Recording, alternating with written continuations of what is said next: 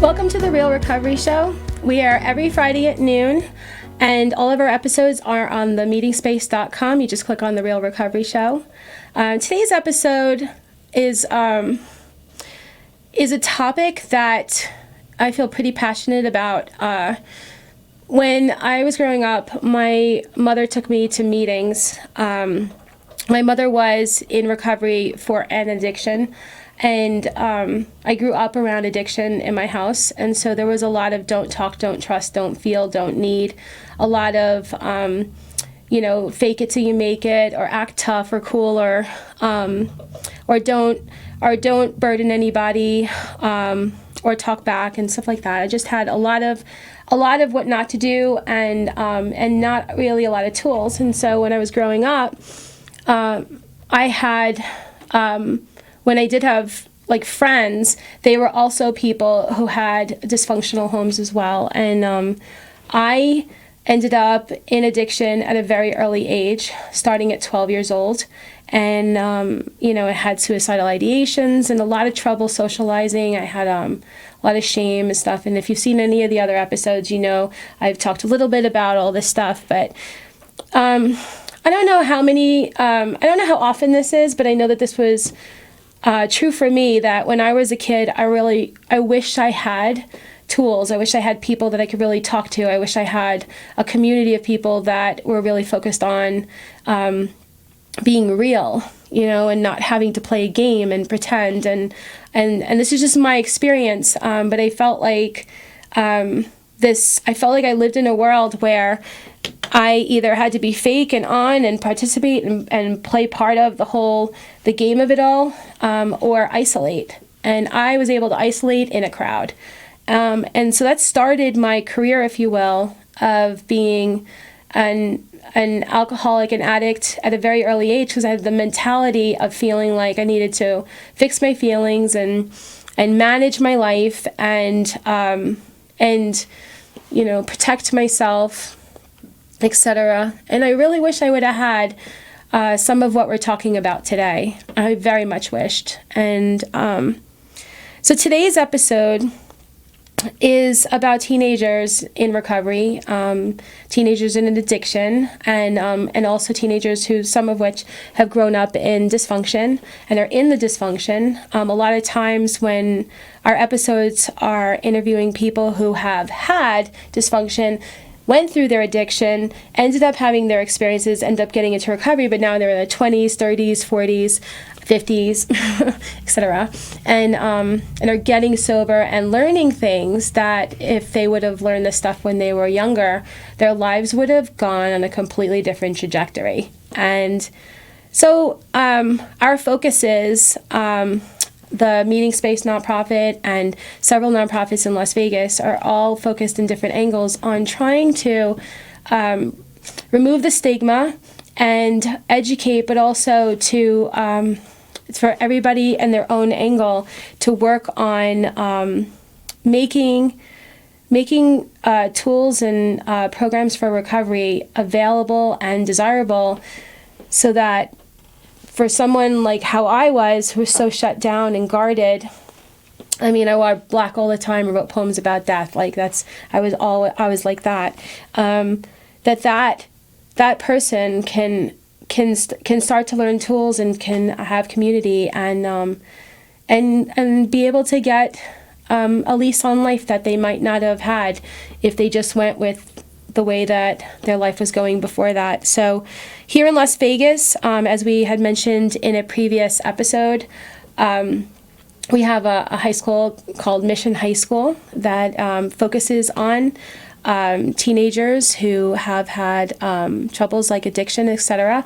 And then we also have a program called APG, which is Alternative Peer Groups, and that is also very focused on what do you do after school, after hours, when you have all that extra free time, and who do you hang out with, and where can you go to have a very solution-based environment where you can talk about things and even have counseling and peers who are also focused on trying to stay out of trouble and grow emotionally and mentally, so that they can have a more empowered existence, right?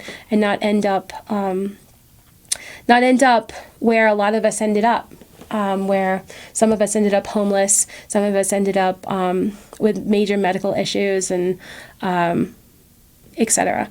So today, I'm very excited. We're joined with, I'm going to go backwards actually. We're joined with Angela Nichols, who is from Mission High School. And we're also joined with Giuseppe Mandel, who's from APG. And we get to have Landon Myers share about his 4.5 years clean and sober, off of a variety of things, which he will tell you all about. And he is 19 and a half, right? years old. So this is exciting. I'm so grateful to have this show, to be able to hear his story and his and what he went through and where his head's at and why he's so driven to do what he's doing today. And so, without further ado, we're going to start off with you, Landon, where you can share a little bit about your childhood, which wasn't that long ago, and then you can share about your headspace, what you went through, and what ended up having to happen for you to have your own personal internal commitment to your life and to your sobriety. So, growing up, I would say it was different from a lot of other people. I was exposed to more things like drugs, alcohol, sex, gambling, things like that at a young age. I have younger parents. My dad had me when he was 18, and I think my mom was 21. So I kind of grew up in the party scene. My dad was always throwing these big parties with a lot of people. A lot of crazy stuff would go down. So eventually, the first time me drinking was at 3 years old. And I don't know, I was just surrounded by all these things. So I just thought, like, that would be my life. I would see people drinking alcohol and having fun and laughing and partying. And I thought that's what I wanted for my life. And that's what life was. Cigarette burns in the couch, holes through the wall, a lot of abuse, a lot of fighting all the time. And I don't know, I just thought that was normal. At the age of 7, I was molested by a family member. And that was the first time I officially got drunk, I would say. My fondest memory of my father at a young age is him choking me out half to death, where I couldn't breathe and I was blacking in and out. And finally he let go. And I gasped for air. And I don't know, I just remember my life being very violent and a lot of things violent. And so I was violent as a kid too. I remember too, like, I know I'd be playing around and someone would hurt me. And I would go up to an adult, right? And I'd be like, so-and-so hurt me. And they would just be like, oh, he's just playing around. And for me, at that age, I went back up to them and I would hurt them 10 times worse. And I don't know, I was very angry about everything. My dad in and out of my life. It was hard too. My mom was a single mother. Sometimes we would be sleeping at other people's houses on their bed, their couch.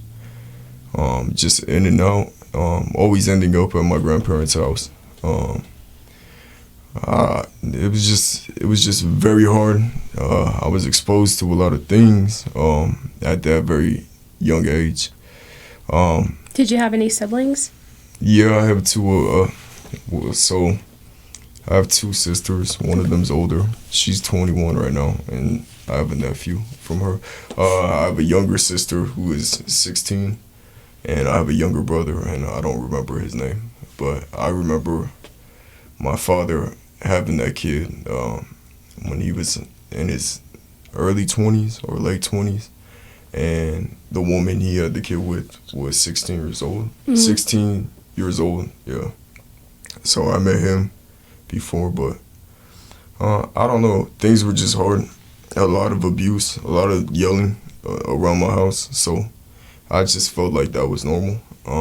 I had that too. Yeah. In my childhood, there was a lot of abuse, a lot of violence, and like people had no, it was like quiet, and nobody wanted to like talk, or it was explosions. Like people pulled knives on each other in my house and stuff like that, and there was holes punched in the walls, and I ended up growing up with some serious anger issues, you know. Yeah. So I can understand that, like in a very early age, that feeling like you need to feel safe and protected, and if violence is like a normal in the house and yelling is normal in the house, it's like how do you have normal healthy conflict management skills, right? So yeah, it was a lot of that. I remember too when my mom was pregnant with my younger sister. My dad was hitting her, and I remember jumping on my dad's back, and my younger sister, my older sister spit in his face, just to try to get him off my mom. He was always beating my mom, and just very violent, right? So that was my normal, and it was hard to get away from that for a long time. But I remember he would leave and then come back periods, right?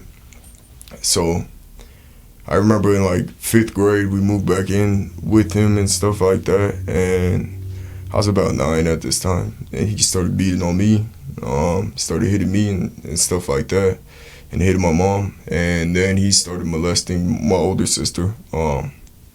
So was he still on drugs? Was he still partying, or was he? I think he's been addicted to meth the whole time when he was around, but he also had a hard upbringing, so right. I just take that into account, right. You know. Absolutely. I had to do the same thing with my dad. He was my grandfather's punching bag, you know, and it gives you perspective, but also why we should be so vigilant about wanting to heal our own programming, because if that's the sponge that we were in that environment and the experiences we had, and those were the coping skills that were given to us to emulate, then if we don't want to take that and keep doing that with our children one day or something, then to break that chain, that family disease, you know, to have the forgiveness for the parent, but to also say, but I also don't want to do this. I know that this wasn't healthy for you, it wasn't healthy for me, and I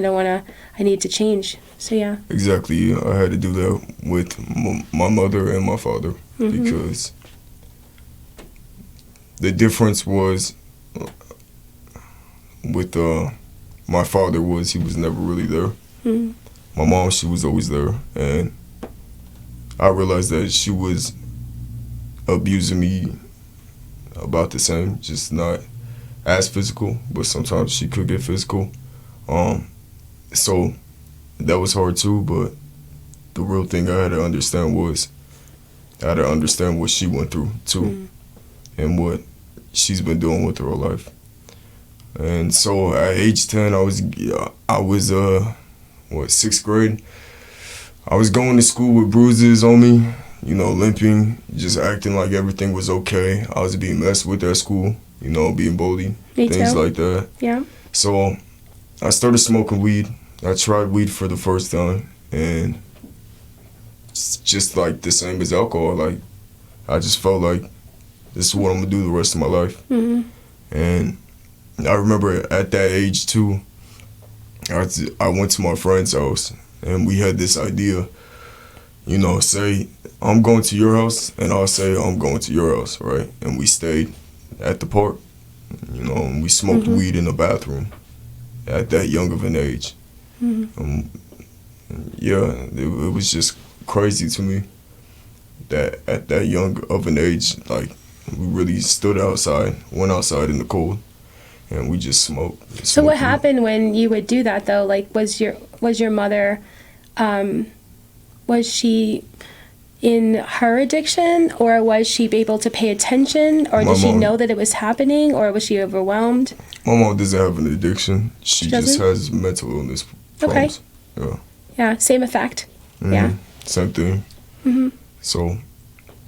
I should say similar effect. Yeah, similar. You know, like when somebody has depression or any kind of mental illness, they're still going to not be there, not be paying attention. You don't feel like you can really be yourself with them and know that they've got you. You don't feel like you can rely on them, lean up against them. You know, you still feel like you need to be an adult when you're supposed to be a child in the moment, right? Yeah.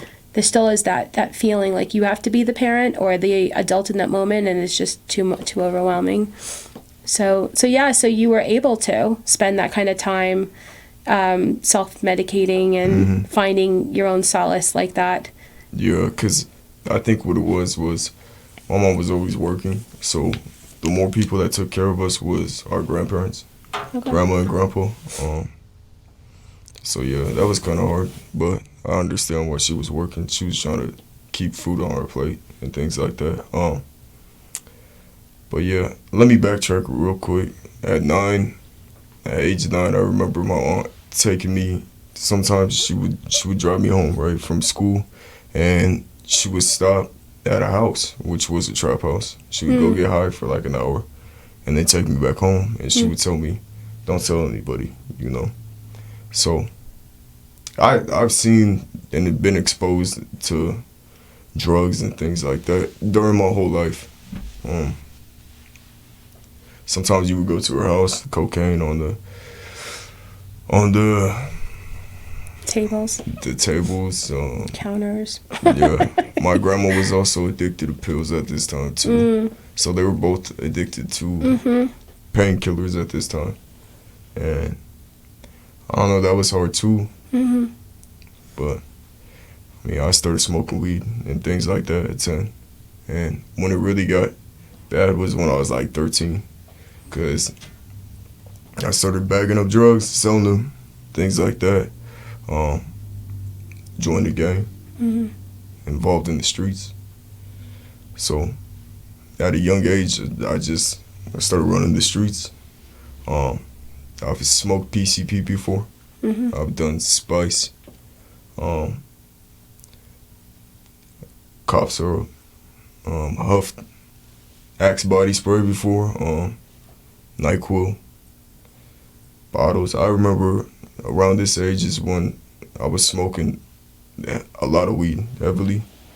Smoked like an ounce and would drink a bottle and would just mix everything. Tobacco, weed, alcohol.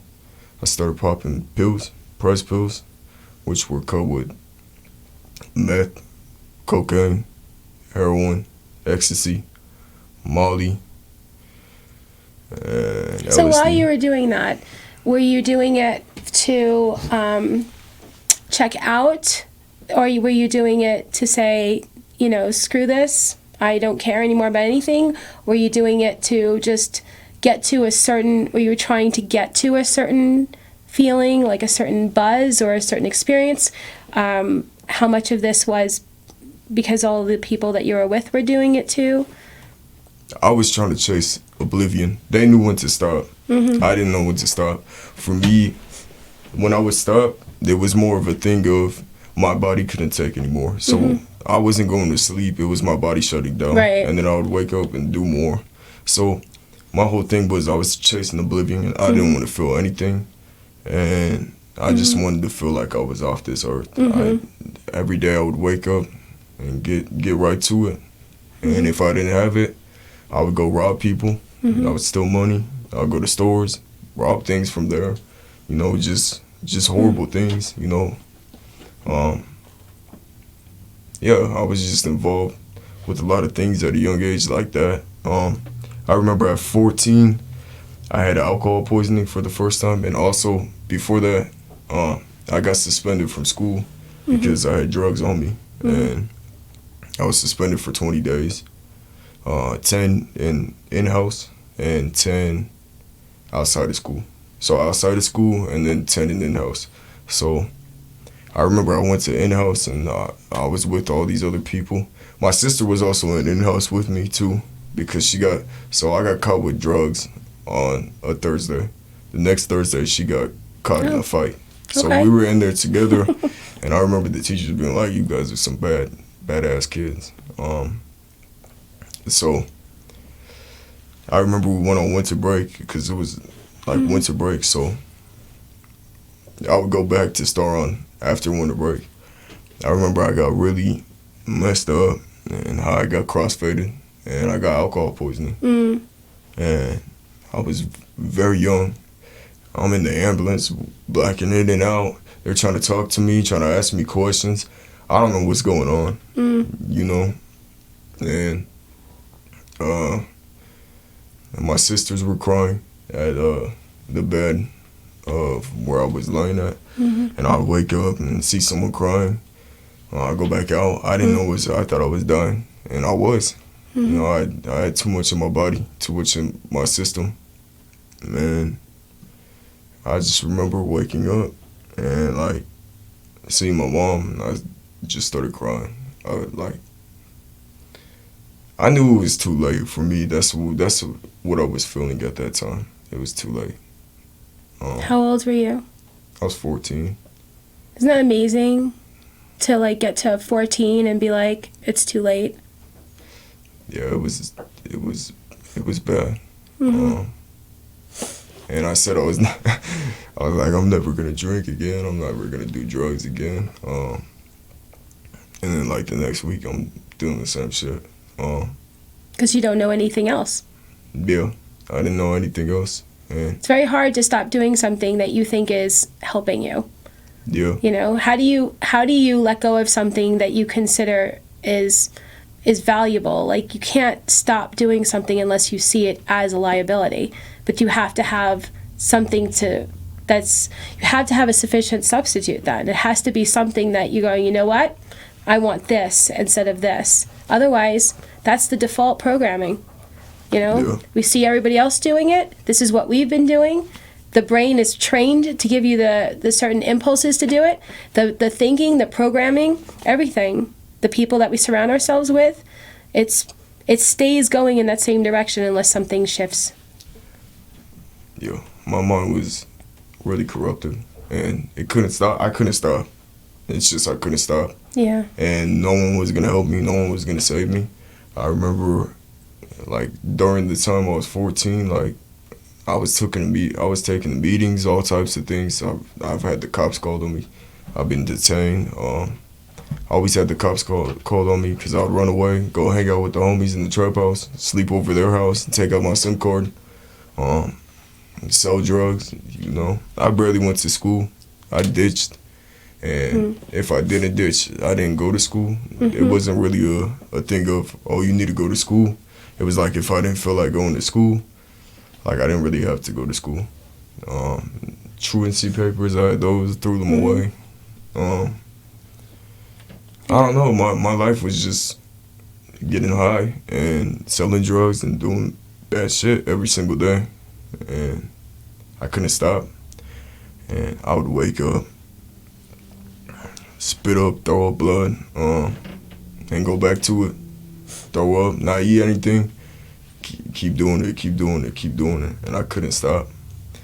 But eventually, it got to a point where I OD'd off these press pills that I was taking.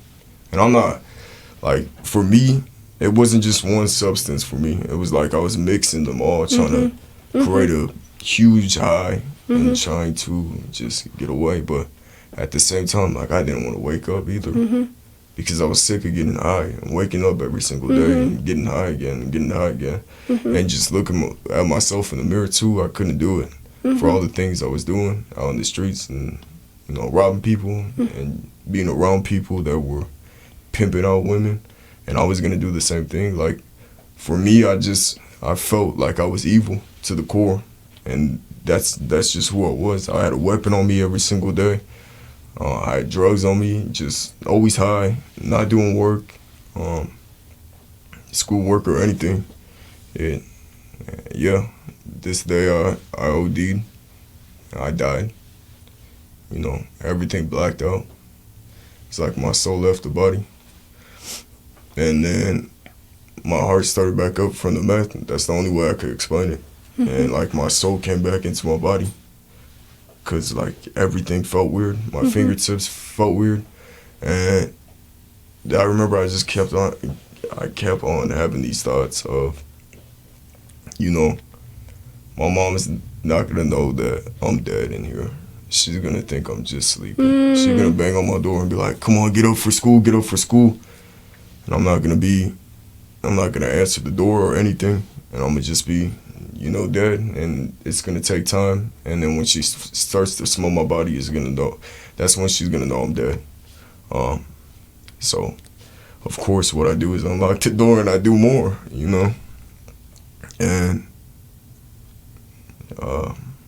then I went to school, and I started hallucinating, running, and I was ODing again. My mom called the police. They checked my heart rate. It was at 190. My heart was about to explode. They took me back to the hospital, and I remember just sitting in there hooked up to stuff again, and still like kind of messed up and like kind of gone from all this. And I remember my grandfather, who is in recovery, long-term recovery, asking me, "Do you want to do something different?" Wow. Your grandfather. Yeah, my grandfather. So your grandmother and your grandfather both had addiction, and your grandfather was in recovery? Or is this grandfather from the other side? So, yeah, my grandma and my grandfather have addiction and alcoholism. On your mom's side? On my mom's side. So, here, let me explain this to you. So, on my dad's side, they're all into meth and things like that.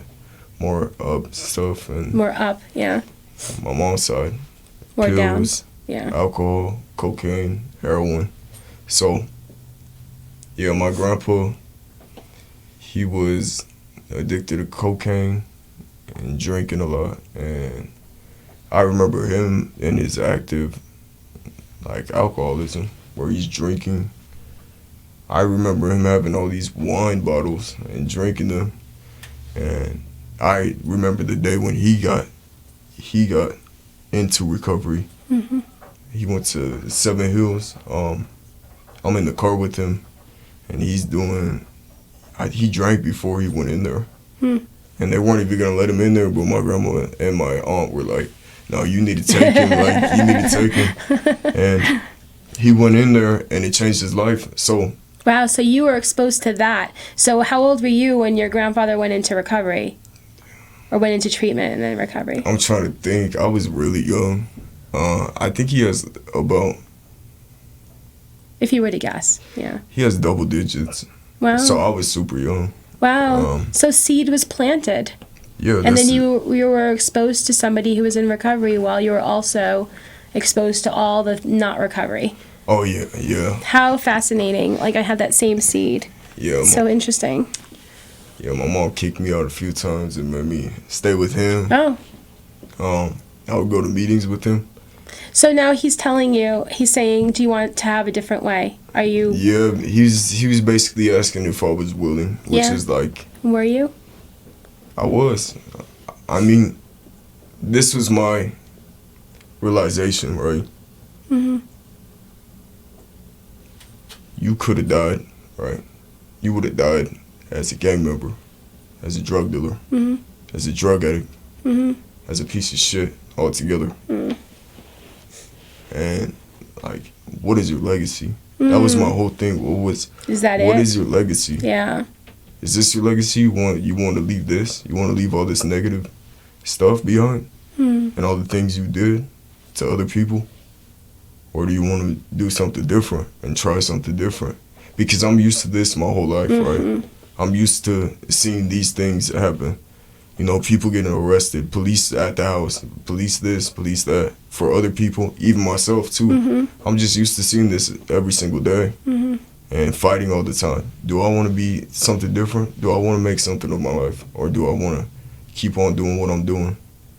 That attitude is the most important thing that anybody who wants to make any real change in their life has to adapt for themselves. There has to be a moment when somebody says, I already have my life going in that direction. I've already had the destruction. I've already had the shame, the guilt. I've already felt like I don't want to be anywhere but here, anytime but now. How about, is it possible that I could have a different experience, that I could be different in this world. I would like to have a different experience. I've already had that. And to get to that place of saying, I want that, then all the energy that was going into getting it and using and keeping that going and trying to blot out, now, instead of all that energy going into checking out, the energy is now going into checking in and healing. And that's just so powerful. I mean, I love the way you're sharing, because it's really showing, this is where my head was at. And then this is what I was experiencing. And then there came a point where I was asked the question at the right time, am I done? Am I wanting something else? And then you said yes, right? Yeah. And so what happened next? So I just, like, the realization of I want to try something different, because the streets are there. Mm-hmm. Anytime I want to go back to that, the streets are there. Mm-hmm. You can always go back to that. Exactly. Yeah. I could. Yeah. That's always an option. What can you lose? That's always an option. Yeah. So let me put my 2 feet in front of me, and let me try something different, because I'm used to that. Mm-hmm. As I said, and the year before, I was told about Mission High School, and I was like, I'm not going to that fucking school. Like, there's no way I'm not gonna go. And at that time, I wasn't ready. Right. Even now, even at that time, I don't know if I was really ready. I was still like, you're ready for something, let me smoke but a you little don't bit know. of weed. Let me not do the hard stuff anymore. Let me smoke a little weed. But I don't know. So something different just happened. As soon as I got out the hospital, so we have this family friend that's like family to us, right? He lost his son to an overdose. So he's sitting here pouring his heart out to me, talking to me about his son and how he didn't think his son would lose his life. His son lost his life similar to how I was going to lose my life. And he said it only took 3 little pills. And now my son's not here anymore. And he also told me that he was going out to the ocean where they spread his son's ashes to go swimming. So at that point, I was like, I don't know, I got to do something different. And also, like, I kind of need to keep going, just because, like, he lost his son. Like, I got to keep on going for my family, like, sort of thing. And this is a man who's trying to commit suicide. I'm talking to a man that is hopeless, who drove a steak knife through his heart and only didn't die because it missed by a centimeter. So, like, that was powerful to me. As soon as I get back home, the pills I was using were in a bottle, in like a water bottle, and I'm sitting there for like an hour, 2 hours, maybe 3, opening, closing, opening, closing. Am I gonna do it? Opening, closing, opening, closing. And then I come to this place of, fuck this shit. And I pour it into the trash can. Then not the trash can, pour it into the toilet, flush it down. And then I grab the water bottle, I throw it in the trash, wrap it up, I throw it right outside. I didn't want that in my house. And then I did something that people in recovery shouldn't do, but I did it anyways. I had like an ounce left of drugs, of weed, and I sold it. Well, I didn't sell it. I had my sister go sell it to get it out. Outsourcing, okay. to get it out of my sight. But the thing was too, is I was addicted to drugs and alcohol, but I was also addicted to that street life. And so for me, I wanted to still live that street life and keep on hustling. Right. So with that money, I was gonna buy Xanax and I was gonna sell them in lead pencils. Right. At the school that I was going to. Wow. Yeah. It was kind of bad. Kind of bad, but it's a part of my story. But, and so then you started going to Mission High School? So how I started going to Mission High School was I did an intake, right? Okay. I get in this intake.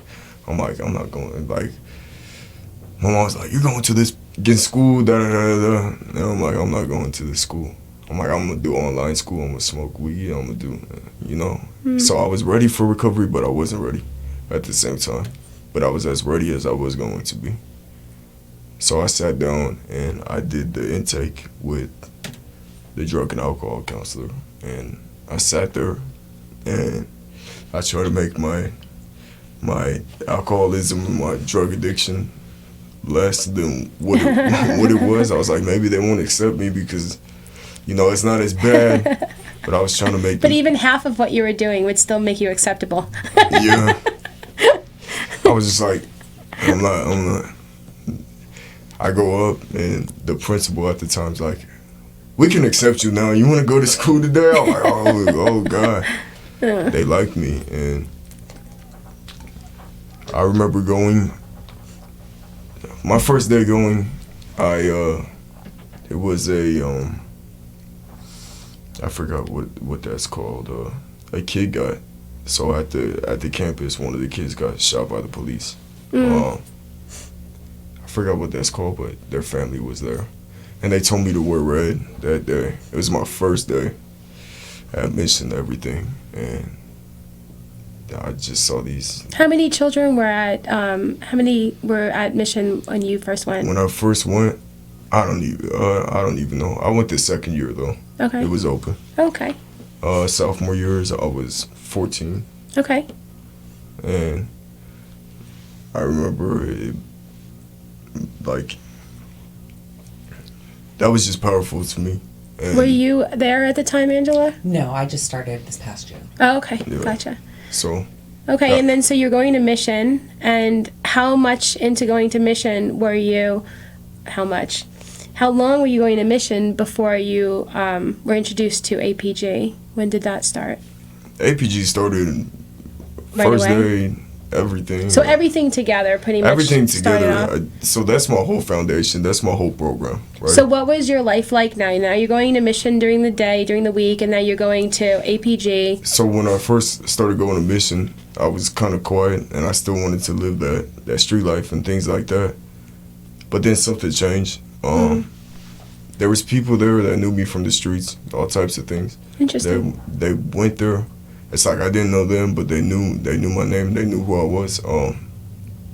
And they had already been going, right? They would come in and they would leave and things like that. Okay. And I just had to choose.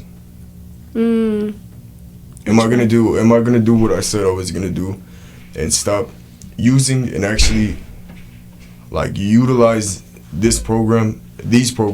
You know, am I gonna utilize them, or am I gonna be doing the same things Right. I was doing before? So I utilized the program, Yeah. and it saved my life.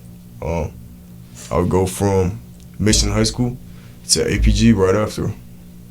So every day, Mission High School, APG, Mission High School, APG, and then I would go to meetings too.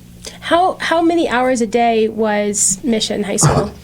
How many hours? 7 hours a day. 7 hours, and then you would go to APG, and that would be like meetings and hanging out there, right? Yeah, With that was like people who are also focused on being 6 hours. So That like, I would spend. keeps you, because you got to I think. spent I mean, 13 hours if a we day. grew up in an environment that was saturated with addiction Mm-hmm. and dysfunction, then we need to be in an environment where we could be the sponge for something good instead. Yeah. And so I think it's wonderful, this combination of Mission High School and APG, for anybody to go and spend enough time where the mind goes, maybe I could have a different life. Maybe there are people that are wanting to be healthier and learn better coping skills than what I saw emulated. So thank you so much. And then now you work at Mission High School? So yes, I work at Mission High School. As soon as I graduated, I went through a program called AmeriCorps. A what? AmeriCorps. AmeriCorps. Yeah, and they let me be on the campus. I was 17 when I graduated. Okay. Wow. And I had probably like two years clean and sober from drugs and alcohol. And So what do you do at Mission High School? so right now I'm a security guard, but soon to be the peer recovery specialist. Nice. It's just, yeah. Wow, that's awesome. And then what do you do over at APG? I guess APG, I peer do recovery? the same thing. Okay. I just help out the kids. Yeah. You know? That's wonderful. Okay, and at this point, we'll come back, but we're gonna introduce Angela, who works now at Mission High School. She can tell us a little bit more about Mission High School and about her experience there and what she does there. So I'm Angela Nichols. I'm the principal at Mission High School. We are the state's only drug and alcohol recovery public high school. It may be the nation, but there's some speculation on that because they just kind of pop up here and there. There's a lot of charter schools and private schools, and there's a whole network of recovery high schools in the nation, but we're the only public one. It was pretty much, the brainchild of Joe Engel, Jeff Horn, and Don Jersey, who, kind of got together one day and they were talking about it and had this idea. And I mean, they went before the board, and is one of the, other than when there's budget cuts, was one of the biggest board meetings and attendance, all kinds of support for it. And so about 6 years ago, there's an old behavior school. Unfortunately, like when the school calls me, like when I'm looking for my cell phone, right, it still says Biltmore, and Biltmore was an old behavior school, but we're not that, right? Okay. And we want to be very, clear about that, Yeah. because there's behavior schools in town. When kids get into trouble for drugs and alcohol, a lot of times it's, hey, we're going to send you to behavior school. But we are absolutely not that. But the bulldozers are ready to take it down. It's an old little motel from the 50s and 60s with some portables around it. Right. Unique campus. I've always liked to work on unique campuses that we stand out. Yeah. And So not for behavior, more for addiction. it's all for addiction. All for We're all addiction. about recovery. We're, Okay. we're all But doesn't about behavior recovery. come into? But it's not because they're getting into trouble for behavior. It's because they need help with addiction. Yes. Yes. And so that's, a little bit of our process too, is that absolutely we want, kids who are willing to try, but we, Landon talked about the intake process, that we do an assessment with our drug and alcohol counselor. We also have 2 family and marriage counselors on campus because addiction's impactful, to the whole family. And as part of that assessment, is it behavior, is it mental illness, or is it Right. addiction? Right. And if it's behavior or mental illness, we're kind of not the place for it, because we're there for, But for I mean, it support. can be like dual diagnosis, concurrent Sure. issues. But There's- as long as there's obvious alcoholism, addiction, or something that. Correct. Yeah. Okay. Correct. And to a degree, if like the behavior is overwhelming, because one of the things is we have a responsibility Right. to all the students on campus, Right. and we've had kids who their behaviors got to the point where they were causing harm to and that's actually something I learned from Landon. Right, like they're being harmful. And that was the word he used. Right, was harm. We need to take some sort of action on this, because I come from a comprehensive background, and the kids end up in the dean's office.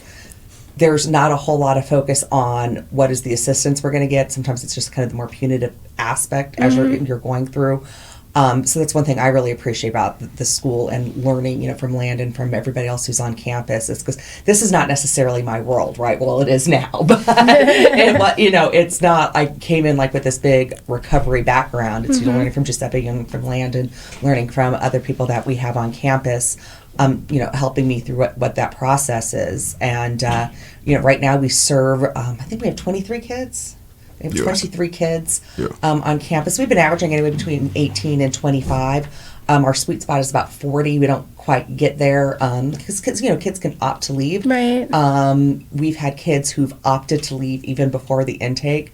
Like I hear them talking in the main office, and then she's on the phone to her girlfriend. She's like, "Yeah, I'm out of here." And we're gone. Like no one even got her name. We're, all right, have a great day at school. Right. And then other kids who come in and I'm not sure, but I want to try. I will say there are some, administrators in the district who have like, hey, I've got this kid. And just a couple weeks ago, come in for the campus, and and what was interesting about this young lady, she says, I want her care. She's like, but I don't want to feel all the things, basically was the long and short of it, that she went to school, but then after school was where she had the problems. And that's where, APG comes in, because, busy busy hands, busy minds, and you don't get into that place or that, that influence. And she's just like, after school, that's when I start feeling all the things. And it's like, you know what? And we're partnered up. She hasn't made the decision yet. I hope that she does, and I'm really grateful for that administrator, who brought her down. Because, that's a thing that I'm kind of getting used to. Like, the kids come in and they're kind of struggling. It's a different thing. And then you hit like 30 days where they're feeling all the feels. And like, what just happened here? Right? Like, you were great yesterday. And today I'm like, I'm not even certain, what to do with you right now. You got to get the reminder of like, they're starting to feel the things that they've never felt before. And they're not really sure where to put that and what to do with it. And you talked a lot about, having tools and having coping skills. And I think that's where, like, we do a really good job, like, because the family and marriage counselors, while they're there for the families, they're there for the kids too. An academic counselor also helps with social emotional learning, and then our drug and alcohol counselor. We have a behavior specialist, actually Keystone is whom I like, Miss Strasser, whom I like to call her. She is the keystone, the place would collapse without her. And just little shout out. Yeah, you have no idea how much I appreciate Miss Strasser. She's just absolutely amazing, and they all are, right? Yeah. They come, and it's when I think about the kids, and Landon and I talk about this all the time. It's like sometimes you can kind of hear like it. Yeah. In their tenor that I'm saying the thing that I think you want to hear, then you'll hear a shift in it where it's I'm working it. I'm working on those things that I need to work. A light goes on. The willingness is there. They feel more present. They feel more invested. Something shifted. And it's usually in my perspective, it's the ego has come out of it. It's no longer important. Yeah. I'm not saying the thing I think everybody wants me to hear. I'm saying the thing that I know to be true. And it's almost like a switch. Yeah. It's almost like a switch. I'm working out like some kids in my head that like I've seen that in, and just to watch, and they become lighter. Like, you can see them become visibly lighter. That, they're putting in a work and the burden's still there, but they've got the tools now to bear that burden better. And it's kind of an amazing thing to watch. It's hard to explain it, but it's you can see it and it when it happens. Yeah. So. Wow. Yeah. Wow. So for me, that pivotal thing was I needed to really have a whole different attitude about feelings.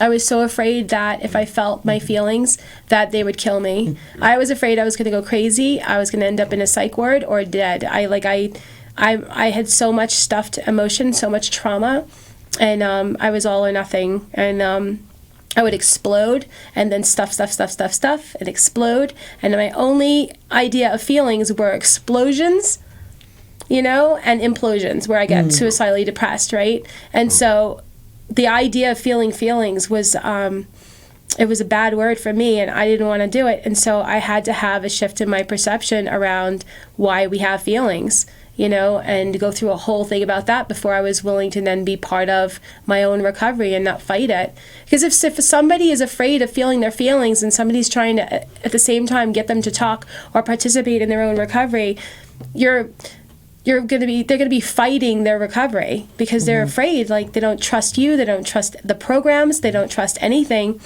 They have to believe that they're going to be safe, and when we're like Lan was saying, when we're outrunning our feelings on a regular basis, we have fully convinced ourselves that the last place we want to be is here, and the last thing we want to do is feel.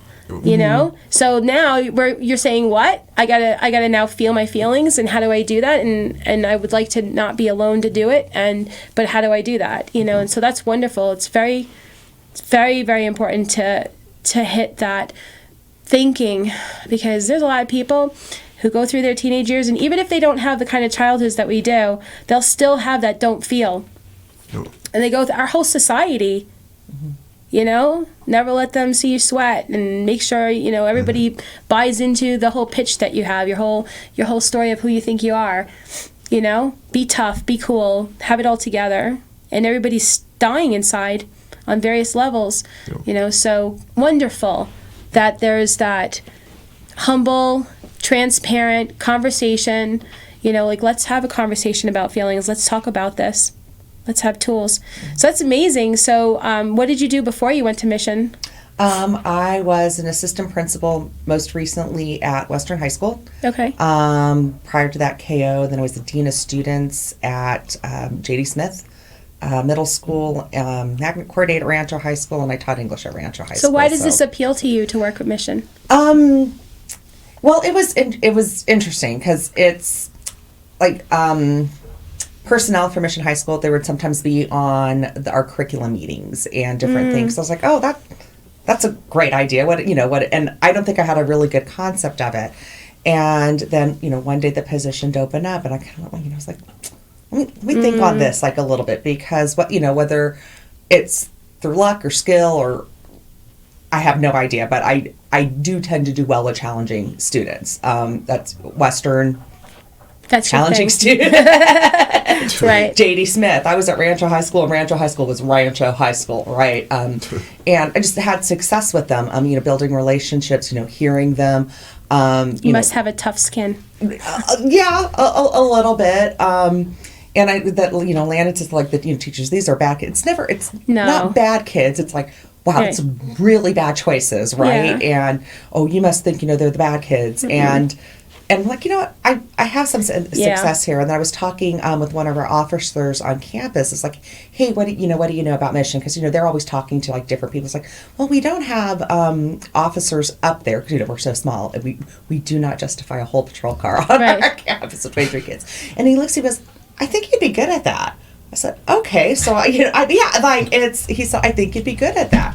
We need people to tell us they think that we're good at something, right? Yeah. Otherwise, it'd be difficult to try anything. And then, I did, some more research on it. Landon is very prevalent on our website, and applied for it, and was just, it's like when I think about like the interview process for it, it was like the whole school, like the entire faculty was part. Right there. I was like, okay, now I've got to remember when I come in who I talk to, because I'm really good with names and really good with faces, but not always at the same time. Right, so. Me too. That's normal though.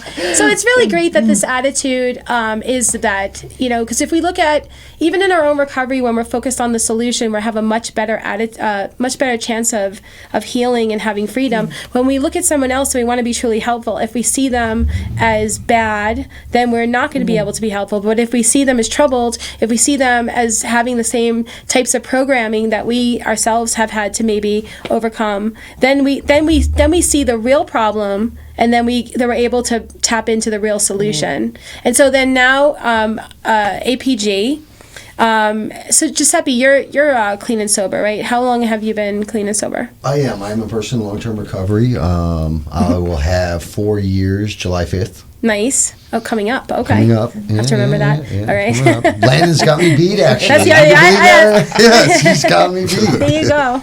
He can be your sponsor. He could be at times. Trust me, he has helped me out at times. I promise you. I'm sure we all do. Okay, and then how did you get involved with APG? I lost my brother to a fentanyl overdose about a year and a half ago. Yeah. I have a lot of lived experience. Yeah. I figured I'd looked around in the recovery field when he died. I figured I was going to give up the sales field, give up the big money, do something more of a purpose, I felt I had a lot of the same tools, right? Two of which, one is I don't have the story of going through a terrible childhood. Right? I did have a mom that suffers from substance use disorder and paranoid schizophrenia, but my father and my dad, they were, my father and my dad. My father. Well, and, sometimes. I'm just nodding my head going, your father and your dad, keep going.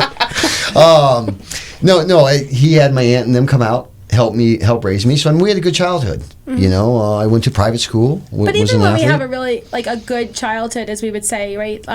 We are exposed to, Yes, you're exposed to a lot, right? Yeah. I exposed to a lot. For you and your brother to end up having addiction.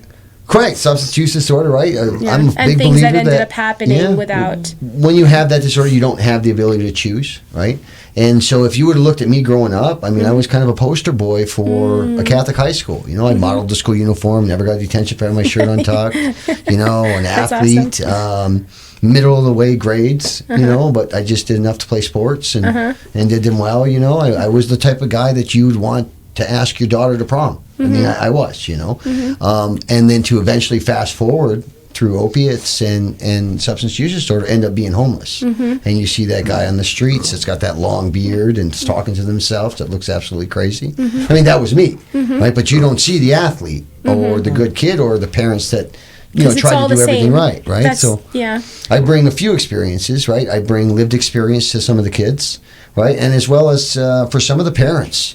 You know, you know how many parents that'll come in and they'll bring their kid in. They'll be like, well, I'm doing this, I'm doing that, and there's no way my kid. I'm like, listen, you may not be doing anything wrong. Right. You know, they may have a substance use That's disorder. a really good point, too. So I said, if you look at my story, I mean, Right. you know, I look like a great kid on the outside, Right. but I suffer from a thing called substance use disorder, right? So once I put any type of substance in my body, I kind of lose the ability to choose. And so to give that perspective to parents as well.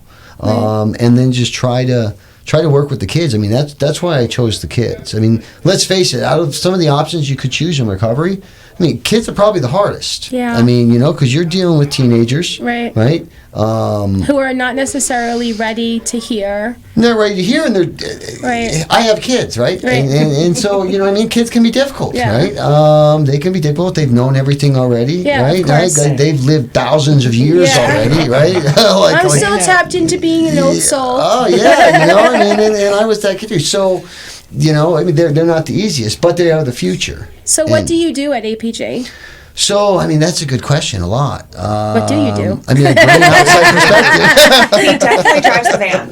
I do drive the van. I pick Lovely. up the kids. You know, I smile and I try to mentor them as best I can, right? With the same thing of knowing that, you know, hey, these are kids, and you know, I'm 40 years old. Unfortunately, actually 40 and a half. Oh, 40 and a half. If I sound younger when I say that. That sounds like 45 though. 40 and a half. Yeah, I mean, think about when you were a kid. You know, you see people Yeah. 40 years old; they were ancient. Let's face I know it. you right? asked me to speak there, and I went there, and we had like those meetings and speaking, and me and my and Kira came, and I was so impressed by that, like the whole environment and how like focused you are, and like, hey, we're doing this, we're having a conversation, and let's participate. Yeah. And so paint us a picture of somebody, like a parent who might want to bring their teen, or a teenager who wants to participate, or needs some after school kind of extra, or wants to participate in it.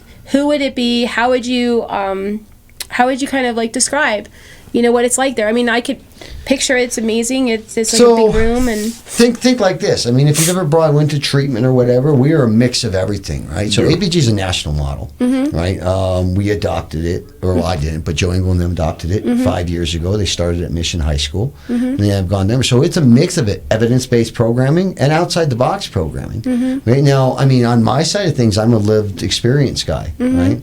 So, I mean, sometimes I can butt heads with the clinical side, but it's a good balance because you Yeah. have both there. Right, you've got the clinical side and you've got the lived experience side, so it brings an equal balance. And it's how many times do you go to a place and it's a cookie cutter type of solution, right? We don't have a cookie cutter type of solution. There's multiple ways because there's multiple personalities, just in this head, let it's alone kind of the like a kids. self-serve too, because if they need something, you know, it's Yeah, like, I mean, it's all peer driven. So, like, I mean, the goal is having people like Landon, right? Having people like little Giuseppe, and then a mix of older people that are peer mentors, and they're kind of guiding them through there, and then they get to participate and pick their own programming. At clinical side, tries to kind of Mr. Miyagi some clinical stuff in there. Yeah. We bring the lived experience side, and we try to make it fun. Right. Is it challenging? 100%. Yeah. Probably the hardest thing Absolutely. I've ever done. You know, it's a And then you also challenging thing. have like, what's that boutique? It's the Giving Boutique. so there's a giving boutique. Tell us about that. Oh, Giving Boutique's great. So it's donations and stuff that come in. They can earn money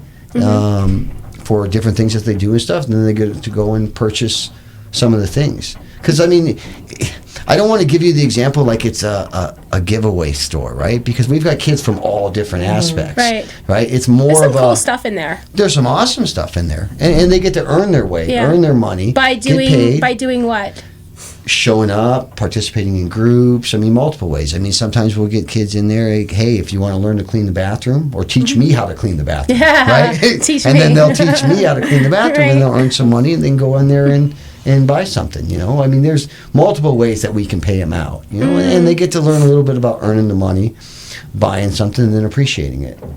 So how does somebody get involved in that? So let's start with the teenager. So a teenager that wants to go and participate in that, or a parent that may want to bring their teenager. How do they contact you? How do they get involved in it? So we've got apglv.org.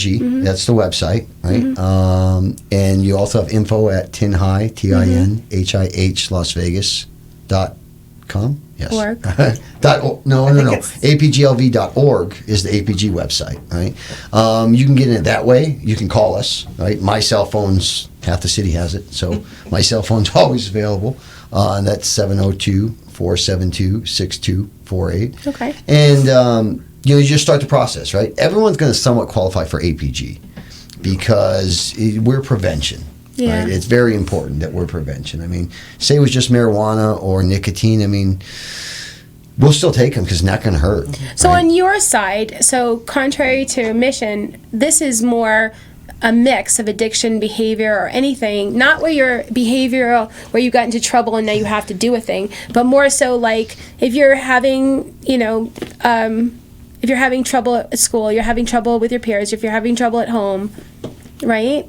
Yes, APG? I mean, we service it all, right? We service it all because that could lead to addiction as well. Absolutely. So to catch it early on, right? I mean, you could have substance use disorder and nothing else, or you could have mental illness and then go to substance use disorder. Right. So no matter what, it's not going to hurt you. This is so true. Everybody, what makes them so uncomfortable in their own skin or having or needing to do things, and even like the kinds of like we were talking about earlier, the kinds of addiction that we're going to be substances or behaviors that we're going to even be attracted to usually has to do with what really is eating our lunch in the first place. Like you were saying, some people want to go up, some people want to go down. I was always the going down. I wanted to be anywhere but here and like checked out, and I did not need to be any more hyper than I already was.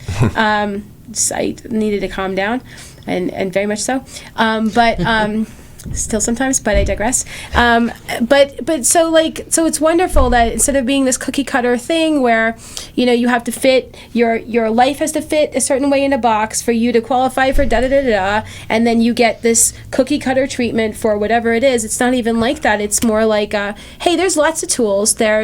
There's resources here. There's people who you could talk to. There's programs you can be involved in. There's volunteers that are coming. There's meetings you can attend. There's hangouts that you can hang out. You can sit and make friends and see the same other teenagers and have people that are wanting to get more into their own recovery if they are struggling with an addiction.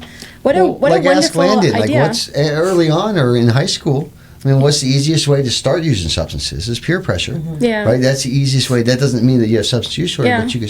So it's just positive peer pressure. Yeah. Right? It's positive peer pressure. It's I like to say like the outsiders or the outcasts, right? Either way, you're going to hang with them if you're in that realm, right? Yeah. You can either hang with them and they're doing the wrong peer pressure in school, or you can hang with them and they're doing the right things. Absolutely. I think there's one of my favorite sayings is if you hang out in a barbershop long enough, you're eventually going to get a haircut. So what barbershop are you going to hang out in? Like where are you going to put yourself? So thank you so much for all of you for coming on and sharing, and thank you so much for sharing your story. I truly believe that this is going to be helpful to a lot of people, especially parents that may think that their teenagers might need a place to go to, or teenagers who are wanting to be able to go someplace. Your testimony alone, sharing about how you went through and look where you are now is phenomenal. So thank you so much. And thank you for joining us. Please remember that the opinions expressed here are strictly those of the people who gave them and do not represent any 12-step program or should replace your own intuition or professional medical advice. You can watch us on Facebook, YouTube, Amazon Fire TV. And you can also listen to us on the PHLB radio app. You can get our podcast on Apple Podcasts, Spotify, and iHeartRadio. And again, thank you for joining us today on the Real Recovery Show. Please share this with anybody that you feel can benefit from it and who'd be interested. And also, if you're interested in being on a future episode, or you know of somebody that you feel would be a really good person to have on the episode, please go to themeetingspace.com and click on the Real Recovery Show and fill out an intake form. And also, all of our episodes are always posted there as well. And we'd like to give a special thanks to our sponsor and gracious host, PHLV Radio, here in Las Vegas. So see you next week.